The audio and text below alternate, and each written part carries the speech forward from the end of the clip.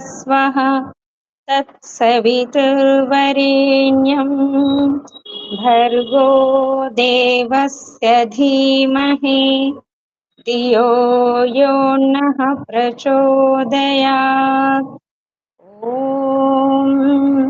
असतो मा सद्गमय तमसो मा ज्योतिर्गमय मृत्योर्मा अमृतंगमय। ॐ सहनाववतु सहनौ भुनक्तु सह वीर्यं करवावहै तेजस्विनावधीतमस्तु मा विद्विषावहै। ॐ शान्ति शान्ति शान्तिः। నమస్తే మాతాజీ, అందరికీ నమస్తే. అందరికీ నమస్తే. మనము గత 2-3 రోజుల నుండి ఈ సృష్టికి కారణం స్వయం ప్రకృతి కాదు, అటులనే జీవాత్మ కాదు అని తెలుసుకునే ప్రయత్నం నిరంతరం చేస్తూ ఉన్నాము. అంటే దాన్నే విభిన్న కోణములో మనకు మనము అంటే 7 సూత్రాలు విన్నాము. 8, 9 అలాగే 10, 11, 12, 13, 14, 15 ఈ సూత్రాలలో అన్నింటిలో కూడా ఇదే అంశం, ఈ జగత్తునకు కారణం జీవుడా ప్రకృతియా, అవునా కాదా అనేది అనేక రకాలుగా వాదోపవాదాలు చేస్తున్నాడు. అందుకనే సూత్రాలు మధ్యలో వదిలిపెట్టామని కాదు, సబ్జెక్టు సేమ్ ఉంది కదా అని అన్య విషయానికి వస్తున్నాం. అంటే ఈరోజు మనం ప్రథమ అధ్యాయంలోని 4వ పాదములోని మనము 19వ సూత్రాన్ని వినే 16వ సూత్రాన్ని వినే ప్రయత్నం చేద్దాం. మధ్యలో సూత్రాలు వదిలిపెట్టలేదు, సేమ్ సబ్జెక్ట్ ఉంది. అందుకనే వాటిని త్యజించేసి నేను 16వ సూత్రానికి వచ్చా. సూత్రం ఏంటంటే జగత్ విచిత్వాత్. అంటే ఈ జగత్తుని చూస్తే మనకు చాలా విచిత్రంగా కనబడుతుంది. ఒక కథ ఏమిటి అంటే, కౌశీతకి బ్రాహ్మణ వంశమున బాలాకి అనే ఒక విద్వాంసుడు ఉన్నాడనమాట. అంటే బాలాకి ఇంకా అజాత శత్రువు వీరిద్దరి మధ్యలో ఒక సంవాదం, ఒక చర్చ జరుగుతుంది. ఏమని, ఇప్పుడు ఈ జగత్తు ఏదైతే ఉందో ఈ జగత్తు బ్రహ్మకు పరాధీనముగా ఉంది. అంటే బ్రహ్మ చేతిలో ఉంది, జగత్తు స్వయం పరాధీనం. మనం గత సూత్రాలలో కూడా తెలుసుకునే ప్రయత్నం ఏం చేశాము, మీరు మర్చిపోతుంటే జ్ఞప్తిలోకి తెచ్చుకోండి, నేను మళ్ళీ చెప్తున్నాను. మట్టి కుప్ప ఉంది, స్వయముగా కుండ తయారవుతుందా అంటే అవ్వదు. అనివార్యంగా కుమ్మరివాడు అక్కడ ఉండాలి. అలాగే కుమ్మరివాడు ఉన్నంత మాత్రాన కుండ తయారవుతుందా మట్టి లేకపోతే? కాబట్టి అక్కడ మట్టి కణాలు ఉండాలి, అలాగే చేసేవాడు ఉండాలి. ఇందులో ఎవరు శ్రేష్ఠులు అంటే ఆ అంశాన్ని మనం తీసుకోకూడదు. కాదు, కుమ్మరి వాడే గొప్ప అనడానికి వీల్లేదు, మట్టియే గొప్ప అనడానికి వీల్లేదు. అక్కడ నిశ్శబ్ద స్థితి, మౌనంగా ఉండాలి. అలాగే సువర్ణం ఉంది, సువర్ణకారుడు లేడు, ఆభరణం తయారవుతుందా? కాదు. కేవలం సువర్ణకారుడు ఉన్నాడు, అతనిలో అనేక రకాలుగా పనితీరు ఉంది. కానీ ఎవరతనికి బంగారం ఇవ్వలేదు, ఎవరతనితో ఆభరణాలు చేపించుకోవడం లేదు. మరి ఆయన మేధస్సులో ఉన్న పనితీరు తరం బయటకు వస్తుందా? రాదు. అంటే ఇప్పుడు సువర్ణం గొప్పదా, చేసేవాడు గొప్పడా అంటే అక్కడ కూడా మనం మౌనంగా ఉండాల్సిందే. అంటే సరే, ఈ జగత్తునకు చైతన్యకర్త ఉన్నాడు, స్వయం జగత్తు పరాధీనములో ఉంది. అది ఎవరి ఆధీనంలో ఉందంటే పరమాత్ముని ఆధీనంలో ఉంది అని అంటున్నాం. మరి ఇప్పుడు సువర్ణము తీసుకుంటే, సువర్ణం యొక్క ఆభరణం తీసుకుంటే అందులో సువర్ణం కనబడుతుంది. చేయువాడు కనబడతాడా? చేసినవాడు కనబడడు.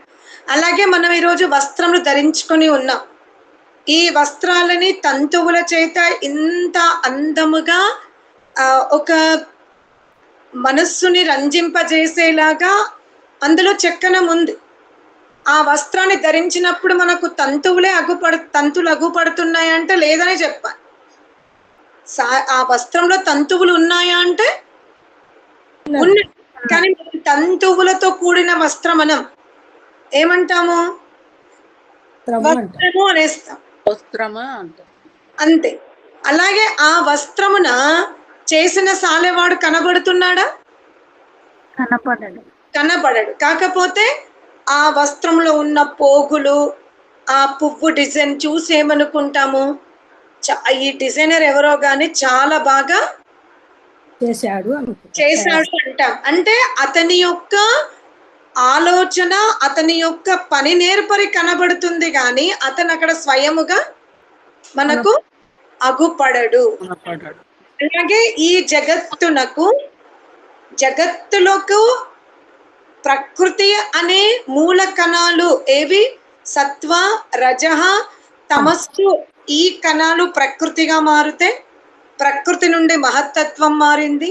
మహత్తత్వము నుండి అహంకారము, అహంకారంను విభజించుకుంటే ఏకాదశ ఇంద్రియాలు ఒకవైపు, ఇంకోవైపు పంచతన్మాత్రలు, పంచతన్మాత్రల నుండి పంచభూతాలు, పంచభూతాల నుండి కార్యరూప జగత్తు, ఆ తర్వాత వివిధ శరీరాలు. నిజంగా ఈ శరీరాదుల యందు కానీ జగత్తునందు కానీ మనం పరిశీలించుకుంటే మనకి మహత్తత్వం కనబడుతుందా?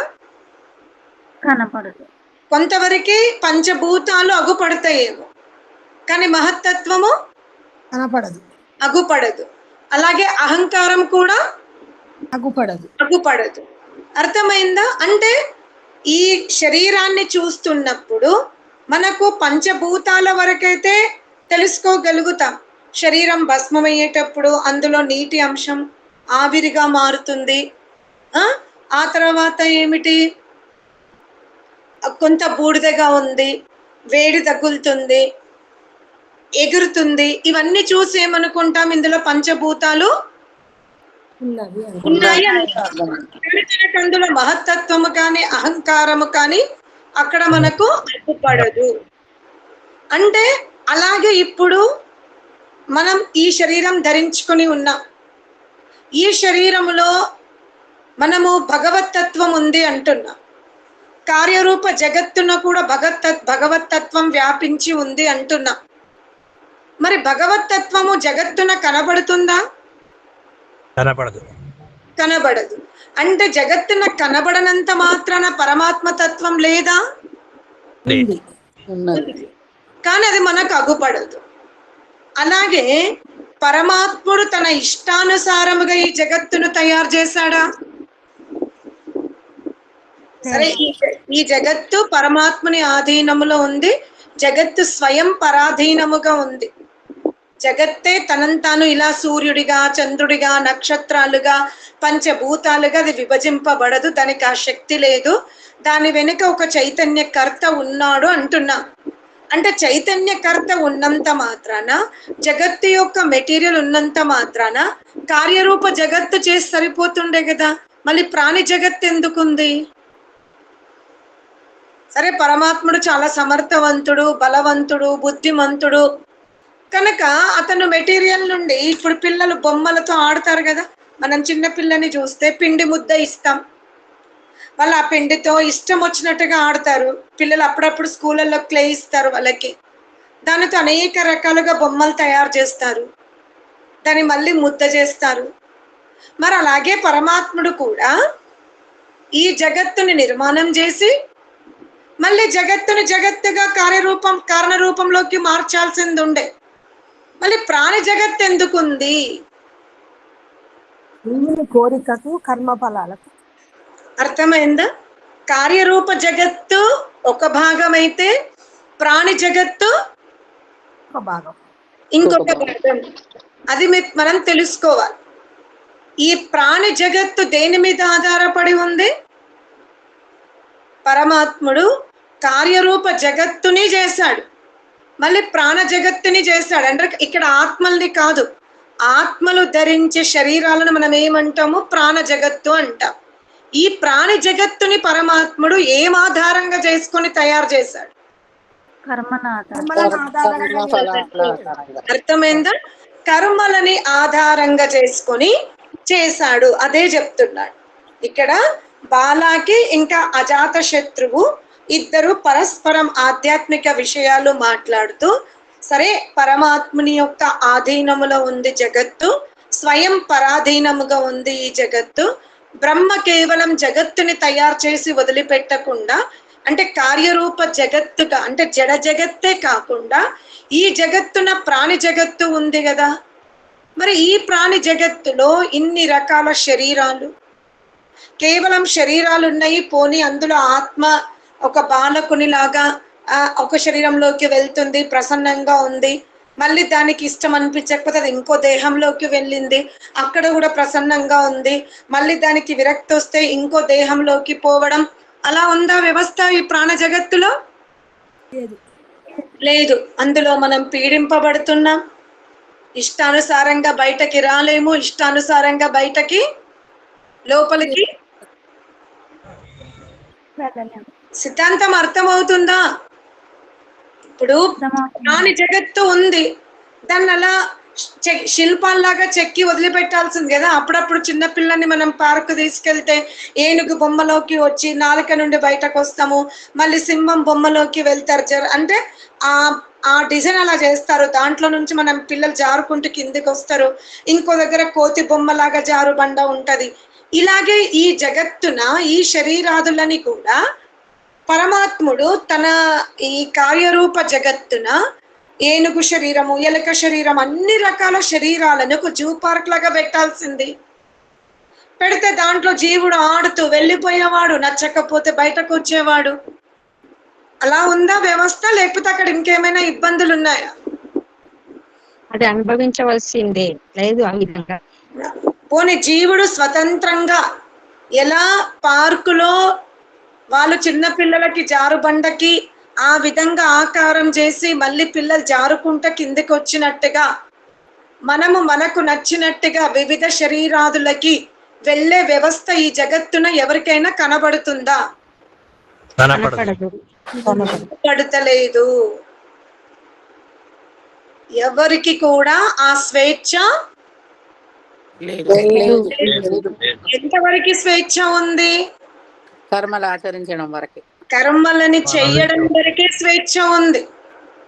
కానీ శరీరాదులకి వెళ్ళడానికి మాత్రం జీవాత్మకు స్వేచ్ఛ లేదు. అది ఇక్కడ ప్రశ్నిస్తున్నాడు.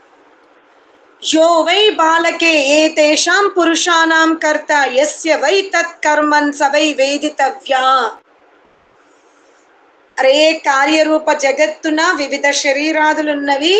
ఆ శరీరాదుల యందు జీవుడు స్వేచ్ఛగని వాళ్ళు ఇక్కడ ఉంటారే, పక్కడుంటారే, పిక్కడుంటా అనడానికి వీలు లేదు. ఆ శరీరాదుల యందు కర్మ ప్రధానముగా ఉంది. అక్కడ ఏది ప్రధానంగా ఉంది? కర్మ ప్రధానంగా ఉంది. ఈ ప్రాణి జగత్తంతా కూడా. అంటే ముందేమన్నాడు? ఈ జగత్తు స్వయముగా తయారవ్వదు, అలానే ఈ జగత్తు పరమాత్మ నుండి కూడా పుట్టలేదు. పరమాత్ముడు ఈ జగత్తునకు ఉపాదాన కారణం కాదు. పరమాత్ముడు ఈ జగత్తునకు నిమిత్త కారకుడే. ఈ జగత్తునకు జగత్తే ఉపాదాన కారణం. మరి జగత్తునకు జగత్తే ఉపాదాన కారణమైనప్పుడు మట్టి నుండి కుండ స్వయముగా పుడుతుందా అంటే మళ్ళీ పుట్టడు. అక్కడ తయారు చేసేవాడు ఎవరో ఒకరు తంతువుల నుంచి వస్త్రం పుట్టిందంటే తంతువుల నుంచి వస్త్రం తయారవుతుంది. కానీ తంతువులు రాగానే ఆ చీర తయారైపో, షర్ట్ తయారైపో అంటే అవుతుందా? లేదు. మళ్ళీ చేసేవాళ్ళు ఉండాలి. అలా వివరించుకుంటూ ఇప్పుడు ఎక్కడికి వచ్చాడు? సరే, కార్యరూప జగత్ అయితే పరమాత్మని ఆధీనములో ఉంది, స్వయం అది పరాధీనము అని తెలుసుకున్నాం. మళ్ళీ ఈ జగత్తులో ఒక ప్రాణి జగత్తు కూడా ఉంది. పోనీ ఆ ప్రాణి జగత్తులో జీవుడు హాయిగా అందులోకి వెళ్ళిపోవడం, కాసేపు అక్కడ ఉండడం, మళ్ళీ ఏదో ఒక అవయవం నుండి బయటకు రావడం, అలా ఉందా వ్యవస్థ? లేదు మాతాజీ, లేదు. ఒకవేళ ఈ జగత్తున ప్రాణి జగత్తున జీవాత్మకు పరమాత్ముడు స్వేచ్ఛ ఇస్తే మనమందరం ఎక్కడుంటాం?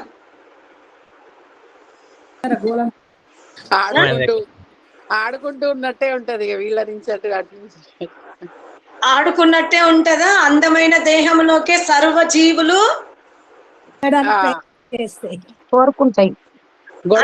కోరుకుంటే ఇంకా స్వేచ్ఛ ఉంది, ప్రవేశిస్తవి. జరుగు అనే యుద్ధమే చేస్తాయి, యుద్ధం చేస్తాయి. బుద్ధిని పెట్టి ఆలోచించండి. ఇప్పుడు అక్కడ ఒక అందమైన దేహం ఉంది, కోటాన కోట జీవులకి స్వేచ్ఛ ఉంది అంటే ఆ సర్వ జీవులు ఎక్కడికి వెళ్తాయి? దేహంలోకి వెళ్తేవి.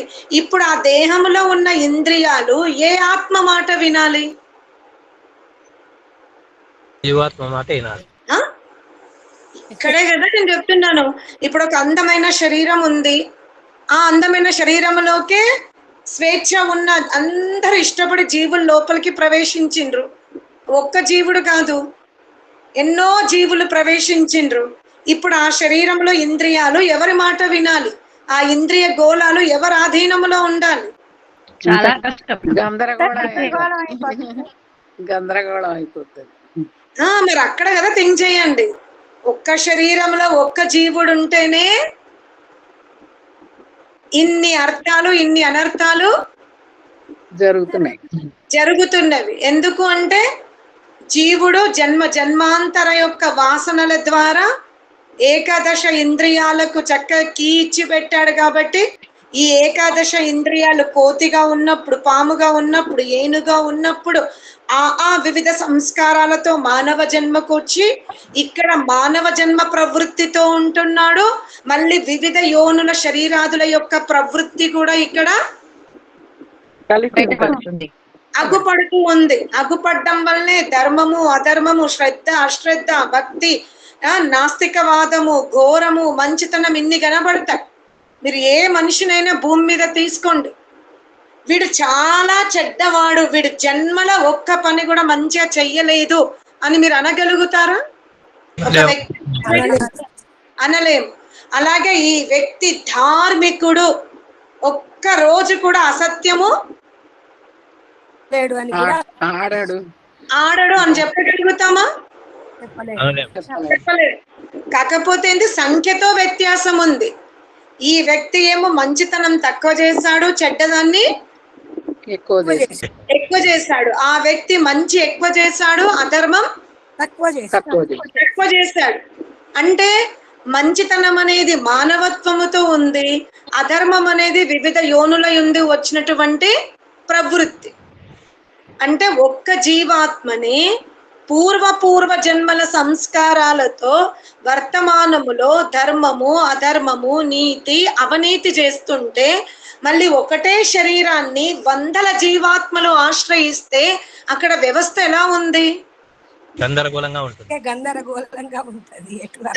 ఇప్పుడు ఒక జీవాత్మనేమో ధర్మం చేస్తా ఉంటది, ఇంకో జీవాత్మనేమో అధర్మం చేస్తా ఉంటది. ఒక జీవాత్మ కాకరకాయ తింటానంటది, ఇంకొక జీవాత్మ మామిడి పండు తింటానంటది. ఇప్పుడు శరీరం ఏమైపోవాలి?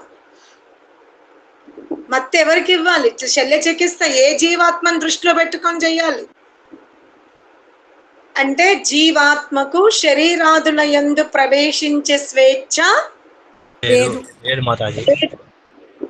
జీవాత్మ ఎంతవరకు స్వేచ్ఛ తీసుకోవచ్చు అంటే కర్మ చేసే వరకు మాత్రమే స్వేచ్ఛ తీసుకుంటారు.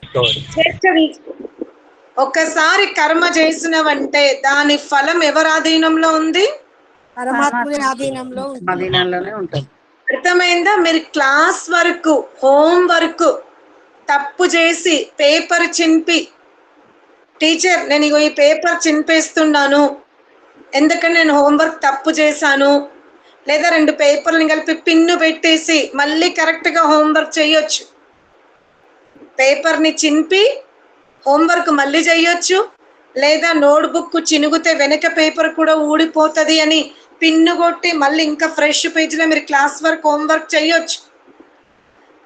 కానీ వార్షిక పరీక్షల్లో మీకు ఎగ్జామ్ పేపర్లో నేను ఈ ఆన్సర్లు అన్నీ తప్పు రాశాను టీచర్ అని మీరు మెయిన్ షీట్ని టీచర్ దగ్గర మెయిన్ షీట్, అడిషనల్ షీట్ కాదు, మెయిన్ షీట్ ఎక్కడైతే roll number, claim, class, section, year, month రాసేది ఒకటి పెద్ద మెయిన్ షీట్ ఉంటుంది. మీరు ఆ షీట్ని చింపేసి టీచర్ నాకు ఇంకొక మెయిన్ షీట్ ఇవ్వండి అంటే అది కుదురుతుందా? కుదరదు మాతాజీ, కుదరదు. అలాగే మీరు ఉదయం నుండి సాయంత్రం వరకు మీ మనస్సులో ఎన్నైనా క్లాస్ వర్క్లు హోంవర్క్లు చేయొచ్చు. అది రాంగ్ అవ్వచ్చు, రైట్ అవ్వచ్చు. నేను ఇవాళ ఇన్ని పుణ్యకార్యములు చేస్తా, ఈ వ్యక్తి వల్ల నాకు ఇంత హాని కలిగింది కాబట్టి వీడు చెయ్యి ఇరగని, కాలు ఇరగని, వీడు నాశనం అయిపోని మీరు ఎన్నన్నా క్లాస్ వర్క్ హోంవర్క్ మీ మైండ్లో చేసుకోవచ్చు. కానీ మీరు వాక్కుతో ఇంకెవరికైనా చెవులో వేశారనుకోండి, వీళ్ళ వల్ల నేను నష్టపోయాను, వీళ్ళకి భగవంతుడు భయంకరమైన కష్టాలు ఇవ్వాలి, ఇది నా కోరిక అని మీరు మీ వాక్కు ద్వారా ఇంకొకరికి చెప్పారనుకోండి, ఇప్పుడు ఆ మాట మీరు వెనక్కి తీసుకోగలుగుతారా? తీసుకోలేదు. ఇదే చెప్తున్నా. నీ మనస్సులో ఎన్నైనా మంచి ఆలోచనలు రావచ్చు, ఎన్నైనా చెడు ఆలోచనలు రావచ్చు. కానీ వాటిని వాక్కు వరకు మాత్రం మనం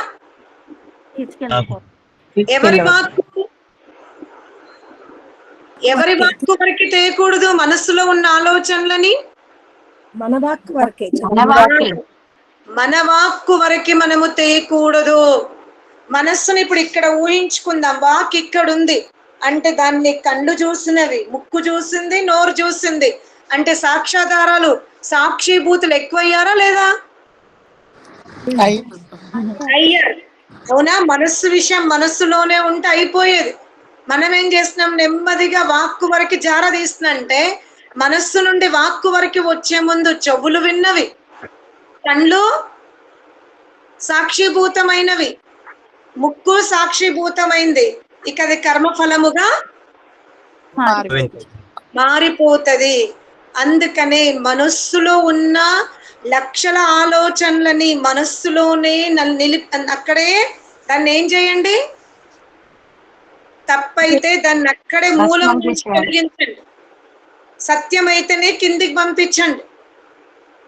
అర్థమైందా? నలిపివేయండి అక్కడే బాగా. ఆలోచనలు రావు అనొద్దు, వస్తవి ఆలోచనలు. మనకెవరైనా అహితం చేసినా, బాధ పెట్టినా, వాళ్ళ వల్ల మనం చాలా నష్టపోయినప్పుడు, చాలా కన్నీరు గార్చినప్పుడు మన మనస్సులో అనేక తుఫాన్లు వస్తవి. రావు అంటే మనం యోగాభ్యాసాన్ని పరిపక్వం చేసుకున్నట్టు. కానీ సామాన్య మానవుడికి ఎవరైనా బాగా కష్టపెడితే ఆ కష్టపెట్టిన వ్యక్తిని చూసినప్పుడల్లా మనస్సులో అనేక ఆలోచనలు వస్తాయి. ఆలోచనలు వచ్చినవి కదా అని చెంపలేసుకోకండి, దాన్ని అక్కడే ఏం చేయాలి, మనం దాన్ని అక్కడే వాడి పాపాన వాడు పోని, నేనైతే ఎదుగుతా అన్నట్టు మనం దాన్ని ఏం చేసుకోవాలి, పైకి రానియద్దు ఆలోచన. దానిని ఆ మనస్సులో ఒక దుష్ట వ్యక్తి మనకు హాని కలిగించాడు, అతని వల్ల మన ఎన్నో సంవత్సరాలు మనం బాధపడాల్సి వచ్చింది. అలాంటి వ్యక్తి ఎదుగుదల చూసినప్పుడు మనకి తప్పకుండా ఒక దుఃఖ రూప, దాన్ని మనం ఆశీర్వాదం అనొచ్చు. భగవంతుని దగ్గర ప్రార్థించుకుంటా, హే భగవంత, వీడి నాశనాన్ని నేను మనసారా కోరుకోవాలనుకుంటున్నా, నాకు ఆ కోరిక తీర్చు అని అనడంలో జీవాత్మకి మనస్సు ద్వారా స్వేచ్ఛ ఉంది, లేదనడానికి కాదనడానికి లేదు. కానీ బుద్ధిమంతుడైన జీవుడు భగవంతుని దగ్గర ఆ మనస్సులో ఏమని ప్రార్థించుకుంటాడు, వీడి వల్ల నేను నష్టపోయాను, నాకు ఈరోజు కోరిక ఏమిటి అంటే వీడు ఇంకా ఏడ్చేలాగా నేను చాలా గొప్ప స్థితికి ఎదగాలి అని కోరుకోవాలి. అర్థమైందా? వీళ్ళ వల్ల నేను ఎన్నో బాధలు పడ్డాను. నా కోరిక ఏంటంటే వీళ్ళు ఎన్ని ఆటంకాలు కలిగించినా, ఎన్ని ఇబ్బందులు పెట్టినా నేను మళ్ళీ నా శక్తితో నేను ఊర్ధ్వగతికి వెళ్ళాలి. భగవంత చివరికి నాకు ఆ కోరికనన్నా నెరవేర్చుమని అడగాలి. అదే చెప్తున్నాడు ఇక్కడ. ఈ వివిధ శరీరాదులకి ఈ జీవాత్మ ఈ శరీరంలో ఉండి ఇన్ని రకాలుగా ఇబ్బందులు పడడానికి అతను చేసిన కర్మనే, ఆ కర్మ పాకమైన తర్వాత మీరు భగవంతుని దగ్గర నేను ఇప్పుడు నాకు బాధ వేసింది, నేను విజయత్తమ్మకు చెప్పేసిన, అర్ణక్కకి చెప్పిన, నేను తర్వాత రియలైజ్ అయినా కూడా అది కర్మ అవ్వకుండా ఉండదు. అది గుర్తుపెట్టుకోండి. అర్థమైందా? ఎందుకంటే కర్మ పాకమైంది, పండైంది, అది వాసన అయింది కాబట్టి నేను అందరితో చెప్పేసేసరికి చెప్పినాను కనుక అదిక మీరు భగవంతుని దగ్గర నేను అలా కోరుకోవడం తప్పే అని మీరు ఎంత ప్రయత్నించినా బుట్టలో పడకుండా అయితే ఉండదు. పడిపోయింది. ఎప్పటి వరకు బుట్టలో పడదు? ఆకు దగ్గరికి రాకముందు. మనస్సులో ఉన్న ఆలోచన మనస్సులోనే ఆగిపోతే కర్మఫలం బుట్టలోకి రాదు. అది గుర్తుపెట్టుకోండి. అందుకనే అసలు నిజముగా మన కర్మలను ఎవరు చూస్తున్నారు? సరే, ఎవరు చూస్తున్నారు అని అంటే అక్కడ చెప్తున్నాడు, ఎవడైతే ఈ జగత్తునకు కర్తగా ఉన్నాడో, జగత్తే కాదు ఇక్కడ, ఈ జగత్తునకు ఎవరైతే కర్తగా ఉన్నాడో, ఈ శరీరానికి ఎవరైతే కర్తగా ఉన్నాడో అతను నీ కర్మలని చూస్తున్నాడు. అంటే నీ కర్మలకు సాక్షి జీవుడు కాదు, నీ కర్మలకు సాక్షి జగత్తు కాదు. ఎవరైతే ఈ వ్యవస్థను నడిపిస్తున్నారో అతను నీ కర్మలకు సాక్షి. అర్థమైందా? అందుకనే కర్మ వ్యాపారమున తొందరపడకు. నువ్వు ఎక్కడైతే కర్మ చేస్తున్నావో అది కూడా ఒక వ్యాపారమే కదా. వ్యాపారం అంటే ఇచ్చిపుచ్చుకోవడం. మనస్సులో వచ్చిన ఆలోచన నోటికి ఇచ్చినాం, నోరేం చేసింది వేరే వాళ్ళ చెవులకు అప్పచెప్పింది, వేరే వాళ్ళు ఏం చేసిండ్రు దాన్ని వాళ్ళ నోటికి ఇచ్చిండ్రు, వాళ్ళు ఏం చేసిండ్రు ఆ నోటితో ఇంకొకరికి. అందుకనే ఈ కర్మ వ్యాపారము ఎవరికైతే అర్థమవుతుందో వాళ్ళు విజేతలవుతారు. కర్మ వ్యాపారము అర్థం కానంత వరకు విజేతలవ్వడం ఈ జగత్తున చాలా కష్టము అంటున్నాడు. అర్థమైందా? ఏంటి కర్మ వ్యాపారం? కర్మ వేరు, కర్మ ఆలోచనలు వేరు, కర్మ ఫలం వేరు, కర్మ వ్యాపారం మీరు కర్మ వ్యాపారములో ఇరికినారో ఇక అందులో నుంచి బయటపడడం కష్టము అంటున్నాడు. సరేనా? ఓం శాంతి శాంతి శాంతి.